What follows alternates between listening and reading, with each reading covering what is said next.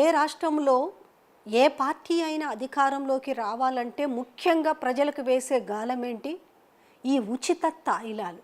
అవి కూడా ఎలా ఉంటాయంటే ప్రభుత్వానికి అలవి కాని హామీలు అంటారు కదా, సేమ్ తెలుగు రాష్ట్రాలలో ఇప్పుడు ఏ విధంగానైతే నడుస్తుందో అదే సంప్రదాయాన్ని ఇక్కడ విజయ్ కూడా కొనసాగించిందని చెప్పాలి. పోనీ మేనిఫెస్టోలో చాలా అందంగా, చాలా అద్భుతంగా, అరచేతిలో వైకుంఠం చూపించే విధంగా మేనిఫెస్టోని తయారు చేసి ప్రజల ముందుకు వదులుతారు కదా, మరి విజయ్ అబాస్పాల్ అవుతాడా? నిజంగానే ఇవన్నీ కూడా సాధ్యమవుతుందా?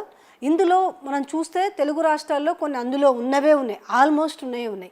ఇవి సాధ్యం కాకనే ఇక్కడ తెలంగాణలో కావచ్చు, లేకపోతే అక్కడ ఆంధ్రప్రదేశ్లో కావచ్చు, అలాగే కర్ణాటకలో కావచ్చు చేతులు ఎత్తేసిన వైనం కనిపిస్తుంది. నెక్స్ట్ అరే ఎప్పుడు దిగిపోతుందిరా ఈ ప్రభుత్వం అన్నట్టుగా ఆల్రెడీ ప్రజలు ఎదురు చూస్తున్నారు. మరి కొత్తగా రాజకీయాల్లోకి వచ్చిండు, కొత్తగా అధికారం చేపట్టబోతున్న విజయ్కు ఈ మేనిఫెస్టో ఎలాంటి సవాల్గా నిలవబోతుంది? ఆయన వ్యక్తిగత జీవితం ఒక సవాల్ అయితే మేనిఫెస్టో మరొక సవాల్గా మిగిలబోతుంది. అసలు మేనిఫెస్టోలో అయ్యే అంశాలన్నీ, అవని అంశాలన్నీ ఒకసారి చూద్దాం. సో ఇందులో చూస్తే విజయ్ మేనిఫెస్టో ప్రధాన హామీలు చూద్దాం. ఒకటి, మహిళలకు ప్రతి నెల 2500 చొప్పున ఆర్థిక సాయం. ఇది ఇక్కడ కూడా పెట్టిండ్రు, ఏపీలో కూడా పెట్టిండ్రు. ఏపీలో వచ్చేసి నాకు తెలిసి 1500 రూపాయలు అనుకుంటా. ఇక్కడ కూడా కాంగ్రెస్ ప్రభుత్వం ఎంత 2500 రూపాయలు పెట్టింది, కర్ణాటకలో 2000 పెట్టింది. ఇది ఏపీలో వర్కౌట్ కాలే, తెలంగాణలో వర్కౌట్ కాలే, కర్ణాటకలో వర్కౌట్ కాలే. మరి ఇది ఇప్పుడు తమిళనాడులో దీన్ని సాధ్యం చేసే అవకాశం ఉందా? మహిళలని ఏ క్రైటీరియా బేస్లో తీసుకుంటారు 2500 ఇవ్వడానికి అనేది ఇది పెద్ద సవాల్ అనే చెప్పాలి.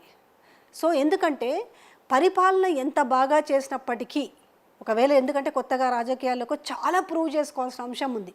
మళ్ళీ ఆయన రాజకీయాల్లో చాలా స్టాండర్డ్గా నిలబడాలి అని అంటే, అరే గీనొచ్చింది ఇప్పుడు ఎందుకు మార్పును కోరుకునే కదా తమిళనాడు ప్రజలు ఈయనకు పట్టం కట్టింది. సో ఈ నేపథ్యంలో ఈ మహిళలకు ప్రతి నెల 2500 రూపాయలు అయితే సాధ్యమయ్యే విషయం కాదు.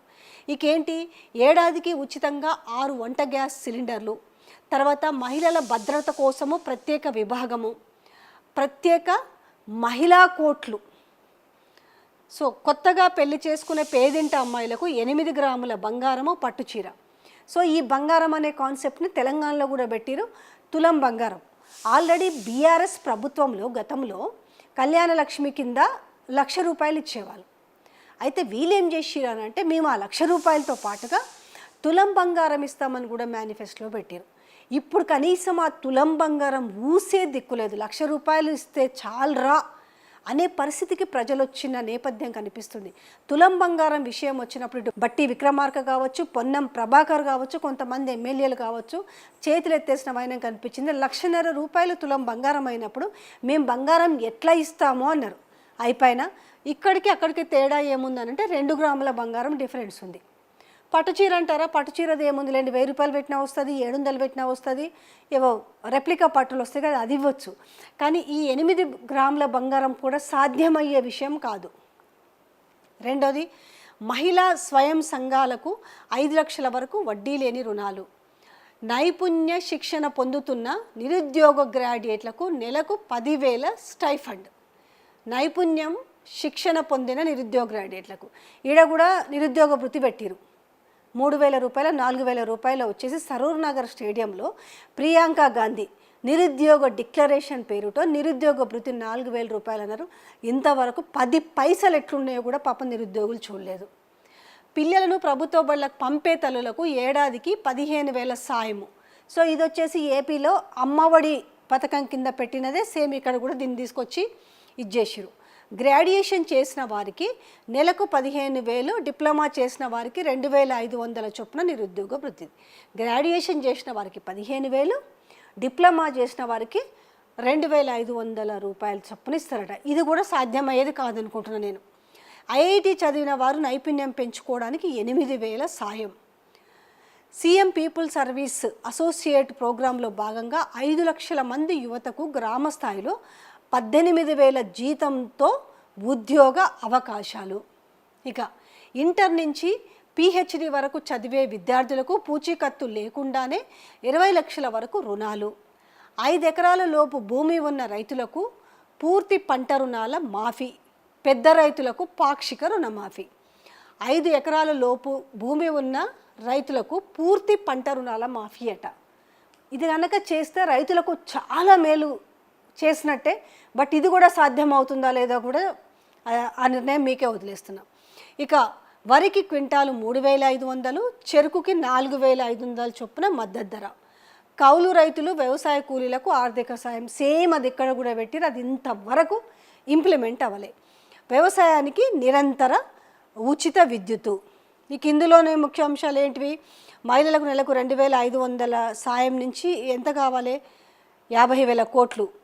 బడికి పంపే తల్లులకు 15,000 సాయము. నిరుద్యోగ భృతి 6,000 గ్యాస్ సిలిండర్లు. వీటన్నిళ్ళు కలిపి ఎంత అవుతుంది? మరో 50,000 కోట్లు. ఇక్కడ ఒక 50,000 కోట్లు, ఇక్కడ ఒక 50,000 కోట్లు. సో అన్ని హామీల అమలుకు ఏడాదికి అవసరమైన ఖర్చు 1,50,000 కోట్లు కావాలి. మరి ఇది సాధ్యమయ్యే విషయమా? మరి చూడాలి ఎంతవరకు సాధ్యం చేస్తారనేది. ఇక ఇందులో నేను చెప్పినవి కదా, ఇంకా చాలా ఉన్నాయి చూడండి. ఇంటర్ నుంచి పిహెచ్డి చదివే విద్యార్థులకు పూచీకత్తు లేకుండానే 20 లక్షల వరకు రుణము, 5 ఎకరాల లోపు పంట రుణమాఫీ, పెద్ద రైతులకు ఇది. తర్వాత వరి క్వింటాల్కి చెప్పినాం కదా, ఇది కూడా చాలా మంచి స్కీము. ప్రత్యేకంగా ఆర్టిఫిషియల్ ఇంటెలిజెన్స్ శాఖ ఏర్పాటు, నిర్దిష్ట గడువులోగా ఇంటి వద్దకే ధృవీకరణ పత్రాలు. విజయ్ ఇచ్చిన ఈ ఎన్నికల హామీల నెరవేర్చడానికి భారీగానే ఖర్చు అవుతుంది. ఈ హామీల అమలుకు ఏడాదికి 1,50,000 కోట్లు అవసరమని అంచనా వేస్తున్నారు. మహిళకు నెలకు అంటే 2,500 చొప్పున 50,000 కోట్లు. సో పిల్లల్ని బడికి పంపే తల్లులకు అన్నీ చూసుకుంటే అంటే ఎంత ఆర్థిక వ్యవస్థను $1.5 ట్రిలియన్ స్థాయికి చేర్చాలని విజయ్ లక్ష్యంగా పెట్టుకున్నారు. బట్ ఇవన్నీ ఇంకా చాలా ఉన్నాయి దీంట్లో అంశాలు, ఎందుకంటే నేను మెయిన్ అంశాలనే పెట్టినాను. ఇక్కడ చూసుకున్న మెయిన్ అక్కడ సూపర్ 6 అని పెట్టిరు, ఇక్కడ అభయహస్తం అని పెట్టిరు. ఏవి కూడా ప్రజలకు ఇంప్లిమెంట్ కాని. ఇక్కడ చూసుకుంటే ఏముంది అని అంటే ఆర్టీసీ లాభాల బాటలో అని చెప్పుకుంటూ ఫ్రీ బస్ అని చెప్పారు. ఆల్రెడీ ఏమాత్రం లాభాల బాటలో ఉంది కూడా జనాలు చూస్తూనే ఉన్నారు. ఇక ఇక్కడ ఇస్తున్నది ఏంటిది? ఇక అరాకూర ఇచ్చినవి చూపించుకుంటూ మేము అన్నీ చేసినామని చెప్తున్నారు. సేమ్ విజయ్ కూడా ఇదే చేస్తాడా? ఇవన్నీ కూడా నెరవేర్చి ఒకటొకటిగా నెరవేర్చి అంటే సుస్థిరమైన పాగా రేపు వేయబోతున్నారా?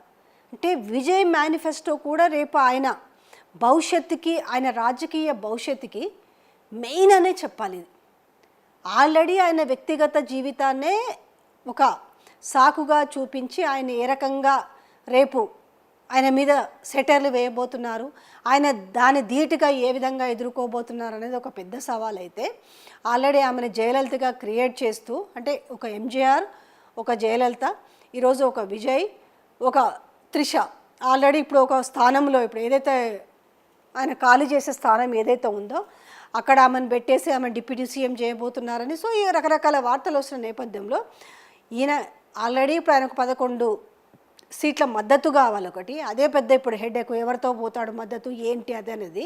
రెండవది వచ్చేసి ఇప్పుడు ఈ మేనిఫెస్టోలోని అంశాలను మరి ఏ రకంగా ప్రజల ముందుకు